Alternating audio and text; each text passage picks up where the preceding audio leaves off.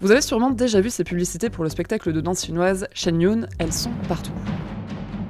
Mais savez-vous ce qui se cache derrière? Un adversaire du Parti communiste chinois? Une secte? Je t'explique. Ce spectacle a été créé en 2006 par les adeptes d'un mouvement spirituel chinois, le Falun Gong, une pratique rattachée au bouddhisme et au taoïsme qui combine exercice corporel et pratique spirituelle et qui est interdite en Chine. Le Falun Gong est créé par cet homme, Li Hongzhi, dans les années 90. Ces adeptes se réunissent dans des parcs et très vite, ils totalisent plus de 10 millions de pratiquants. Et ça inquiète le Parti communiste chinois qui commence à le percevoir comme une menace. Il qualifie le Falun Gong de secte, interdit sa pratique et persécute ses adeptes. Ils sont emprisonnés et torturés, beaucoup d'entre eux s'exilent alors aux États-Unis, notamment Li Hongzhi.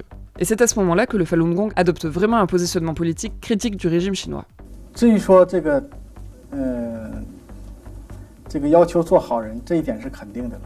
但是呢，我也不否认，这不是共产党的理论。 Ça passe par plusieurs moyens de communication, un journal, une chaîne de télévision et le fameux spectacle Shen Yun, dont le titre complet est d'ailleurs Shen Yun, la Chine avant le communisme. Le spectacle remplit des salles dans le monde entier, sauf en Chine évidemment, et avec des billets vendus entre 75 et 179 €, il devient vite une importante source de revenus pour le Falun Gong.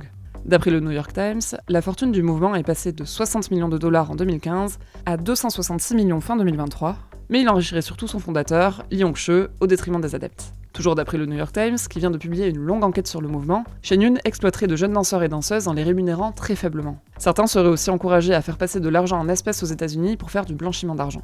Et ce n'est pas tout, le quotidien américain accuse également Li Hongzhi d'emprise psychologique sur ses adeptes et de s'en servir pour leur soutirer de l'argent. Le Falun Gong dément ces accusations et accuse Pékin d'être derrière ces articles. Si ça paraît peu probable, il est toujours compliqué de se situer sur le sujet. Le régime chinois utilise automatiquement les articles critiquant Falun Gong pour alimenter sa propre propagande. Reporters sans frontières recommande d'ailleurs d'en parler comme d'un mouvement religieux et non comme d'une secte, pour ne pas relayer le narratif du Parti communiste chinois.